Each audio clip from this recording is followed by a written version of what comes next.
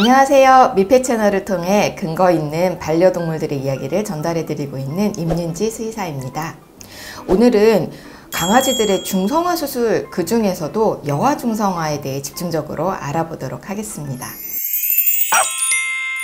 시골 할머니 댁에 놀러 갔을 때 어린 강아지들을 돌보고 있는 암컷 개들을 한두 마리 정도 볼 수 있는데요. 이렇게 늘어나는 어린 강아지들은 다 어디로 갔을까요? 집에 돌아오는 길에 할머니께서 한 마리씩 건네주셨던 기억 혹시 있으신지 모르겠습니다.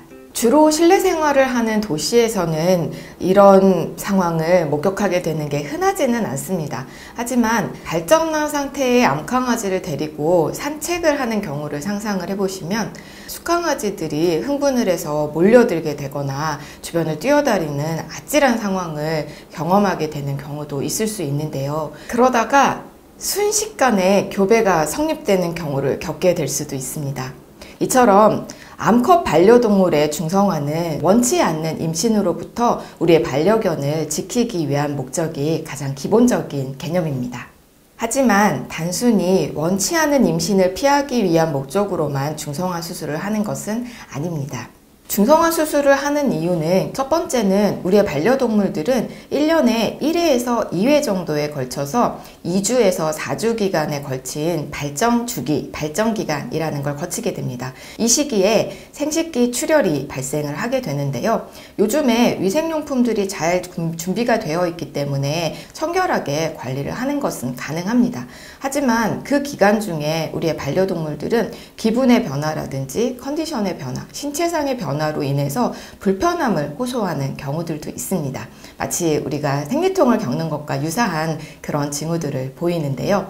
그런 것들로부터 우리의 반려동물들을 좀 편안하게 만들어줄 수 있다는 장점도 있을 것 같고요. 두 번째는 이런 생리가 끝나고 나서 실제로 임신을 한 것과 같은 증상들을 보이면서 유선 부위가 부풀어 오른다든지 실제로 유즙이 나오면서 아이를 낳는 신용을 한다든지 아이를 돌보는 신용을 하는 것과 같은 행동을 보이는 아이들도 있습니다. 이런 불편감도 해소해 줄 수 있지 않을까라고 생각을 합니다. 세 번째는 사실 제가 제일 중요하게 생각하는 부분인데요. 성호르몬과 관련된 생식기 질환이나 유손 종양을 높은 확률로 예방할 수 있다는 것입니다.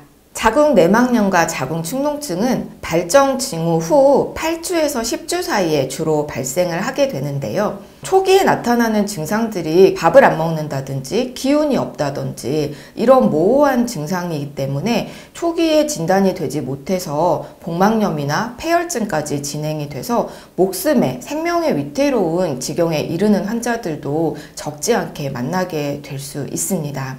하지만 적절한 시기에 발견이 된다면 치료도 가능하고요. 심지어 예방적으로 중성화 수술을 어렸을 때 해준다면 겪지 않아도 되는 일일 수도 있습니다. 그리고 중성화하지 않은 암컷들에서 70% 정도 유선 종괴가 발생하게 되는데요. 첫 발정을 하기 전에 중성화 수술을 해주게 되면 99.5% 정도 예방이 가능하고요. 첫 번째에서 두 번째 발정 사이에 중성화 수술을 하더라도 92% 정도 예방이 가능합니다. 그리고 두 번째 발정 이후에는 80% 정도로 예방 효과가 떨어지기 때문에 가급적이면 조기에 중성화 수술을 하기를 추천드립니다. 다시 말해서 발생 가능성이 높고 치명적인 질환을 예방하자는 것이 암컷 중성화 수술을 추천하는 이유입니다. 하지만 중성화 수술의 단점으로 언급되는 부분들도 있습니다.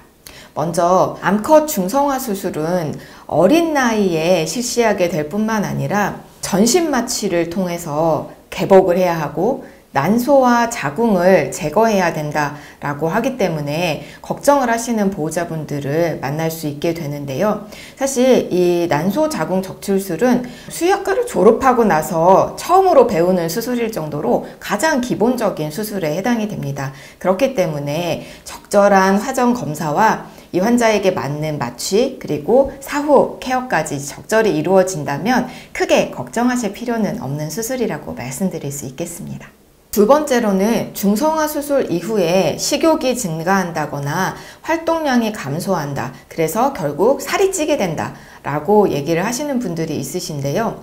사실은 자궁과 난소에서 소비를 하고 있던 약 10에서 20% 정도의 에너지를 더 이상 쓰지 않아도 되기 때문에 10에서 20% 정도 대사량이 감소하게 됩니다. 그걸로 인해서 상대적으로 이전하고 동일한 양의 식사를 하게 되면 살이 찐다라고 느끼실 수가 있는데요.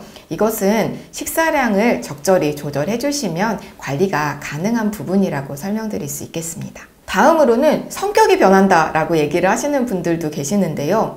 사실 강아지의 성격은 어린 시절 그리고 개춘기를 지나면서 변하게 되고요. 나이가 들어가면서 점점 변하게 됩니다. 그렇기 때문에 중성화 수술과 직접적으로 연관이 있는 변화는 아니라고 말씀드릴 수 있을 것 같습니다. 그리고 중성화 수술을 자연스럽지 않은 상태라고 생각하시는 보호자분들도 계시는데요. 암컷 반려동물을 중성화하지 않은 상태로 함께 생활하시고 싶으시다면 다음과 같은 관리가 필요합니다. 첫 번째, 발정 주기를 확인하고 발정 징후가 나타난다면 2주 정도는 다른 개체들과 접촉할 수 있는 야외 활동을 삼가해 주시고요.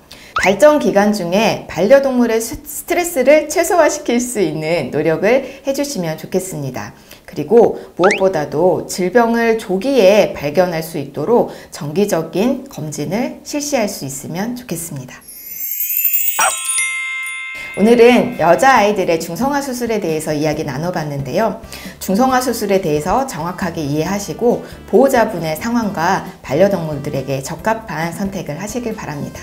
오늘도 반려동물들과 함께 건강하고 행복한 하루 되세요. 감사합니다. 다음에 봐요.